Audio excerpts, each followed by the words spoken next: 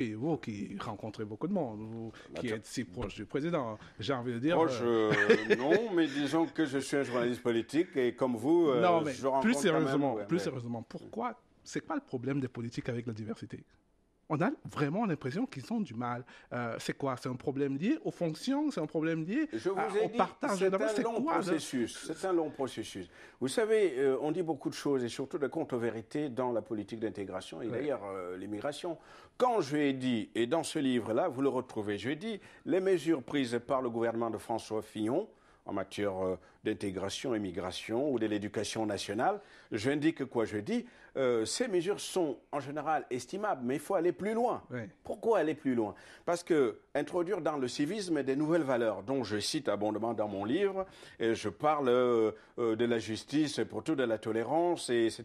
Et j'ajoute que quand vous aimez un pays, on travaille pour son avenir. On ne reste pas dans la responsabilisation. On n'est pas dans un contexte où il faut exclure les uns et les autres. D'ailleurs, la France perd beaucoup de l'argent investi pour former la minorité visible parce qu'elle n'intégrait pas, elle intègre mal jusqu'ici cette même minorité qui aurait pu continuer à produire pour l'intérêt national. Voilà les questions qui m'interpellent, dont je fais part de mon livre. Il y a une phrase dans votre livre qui est assez explicite. Vous dites concrètement, le comportement de certains jeunes issus de l'immigration fait honte à leur communauté respective. Voilà, donc c'est les contentieux. Je suis d'autant plus heureux que vous avez lu mon livre. Parce que, vous savez, le problème avec les nôtres, les compatriotes, c'est qu'ils lisent pas. Ils préfèrent entendre j'ai entendu que, puis après, voilà.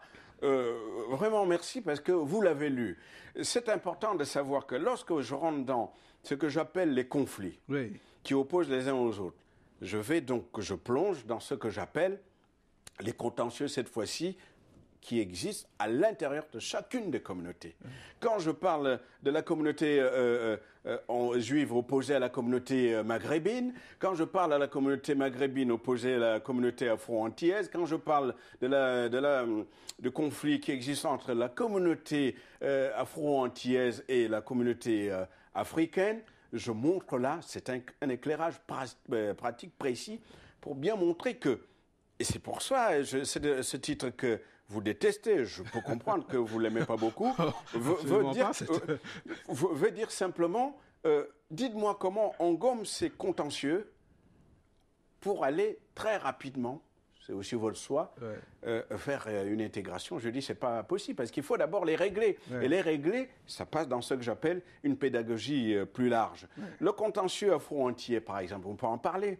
C'est quoi? C'est en réalité, c'est l'ignorance.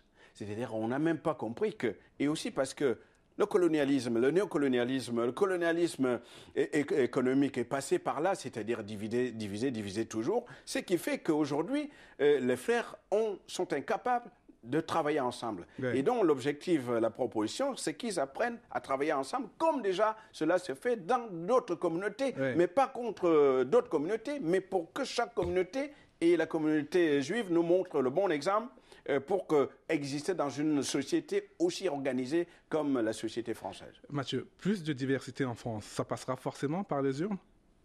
Moi, si vous voulez mon opinion, je vous l'ai déjà dit, j'ai dit que je opte plus pour la politique des quotas. Parce que, pourquoi? D'ailleurs, nous organisons quelque chose là-dessus très rapidement. La politique des quotas, pour nous, c'est important. Parce que, juste deux questions.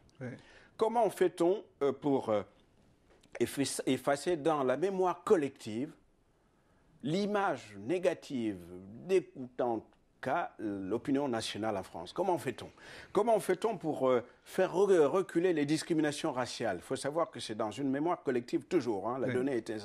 Et enfin, comment expliquer que les diplômés, c'est-à-dire ceux-là même de la minorité visible, après avoir fait tant d'efforts, c'est-à-dire les diplômes, les formations performantes, qualifiantes, etc., ils se trouvent à faire ce que j'appelle des petits boulots, c'est-à-dire quelques heures de ménage pour essayer de survivre. Si vous m'expliquez, cher Alain, que on gomme, dites-moi comment on les gomme. Donc moi, je pense que c'est par la loi.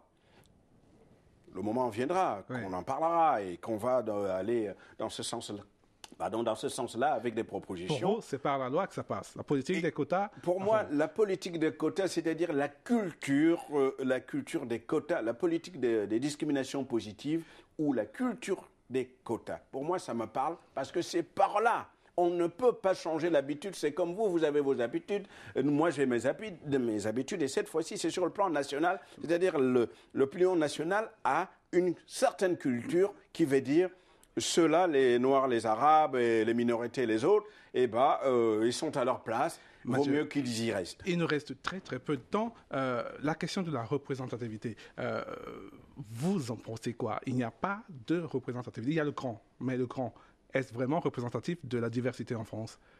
Là, vous me faites entrer dans un discours que je n'aime pas souvent. Donc, les associations en tant que telles doivent exister que si elles ont une valeur ajoutée, c'est-à-dire des propositions concrètes quant au règlement des problèmes que j'énonce volontiers dans mon livre et qui sont des solutions très sérieuses. Il faut vraiment que ce soit des propositions et pas du bavardage. Pour finir d'un mot, je préfère par exemple l'Afrique qui travaille et par opposition à l'Afrique qui parle. Oui, donc le militantisme aujourd'hui, pas très représentatif. Nous y travaillons. Oui. Je vous ai dit, le chantier est lancé. Le président de la République, Nicolas Sarkozy, a donné là une politique générale pour que cela passe par des actions. Ouais. On va voir les nouveaux responsables, donc le nouveau commissaire qui vient d'être nommé, monsieur Sabeg. Voilà, et que fait son équipe. Et c'est pourquoi je dis, il faut être très attentif. Vous me voyez aujourd'hui, invitez-moi dans 6 mois ou dans 3 mois. Aujourd'hui, je salue des mesures. Si dans 3 mois, dans 6 mois, je constate que cela n'avance pas beaucoup, eh bien, vous m'entendrez toujours sur cette idée-là que les propositions ont été faites, mais n'ont pas été tenues. Voilà tout le sens de mon boulot et avec des amis qui travaillent avec nous. C'est un rendez-vous que nous prenons dans 3 mois. On viendra ici reparler des mesures du président Sarkozy. Rapidement, avec qui vous aimeriez passer 1 heure à discuter, si vous en aviez l'occasion? Le président Nicolas Sarkozy, naturellement, puisque je vous ai déjà dit que j'aime bien, il incarne pour moi ce que j'appelle le progrès continu. C'est-à-dire que... non mais je vous dis en toute honnêteté, hein, il y a des autres qui savent jouer un peu la doublure. Je ne suis pas doué pour ce type d'exercice. Quelle est votre devise, si vous en avez une? La France et l'Union africaine. On est dans un bateau qui veut dire que France-Afrique, nous devons se mettre ensemble pour faire avancer et surtout proposer quelque chose de très important pour notre jeunesse. En 30 secondes, votre état d'esprit actuel? Satisfait. Les mesures annoncées, pour moi, veulent dire c'est une récompense personnelle et avec tous ceux qui travaillent depuis tant d'années pour que les choses changent pour la minorité visible. Merci Mathieu d'être passé nous voir. Le livre s'appelle Minorité visible, intégration quasi impossible. Mathieu Mbarga Abega, que vous retrouvez dans la chaîne à la rentrée, dans une émission un petit peu, on vous en reparlera, mais ce sera un visage récurrent de la chaîne. Merci d'être passé nous voir. C'est moi qui vous remercie. Vous m'avez aidé à faire avancer 2-3 idées qui me sont chères. Voilà, Diaspora, c'est fini pour aujourd'hui. C'est fini pour cette semaine. Rendez-vous lundi, je serai en compagnie de Irénée Agossa. Bon week-end devant les programmes de Télé Sud.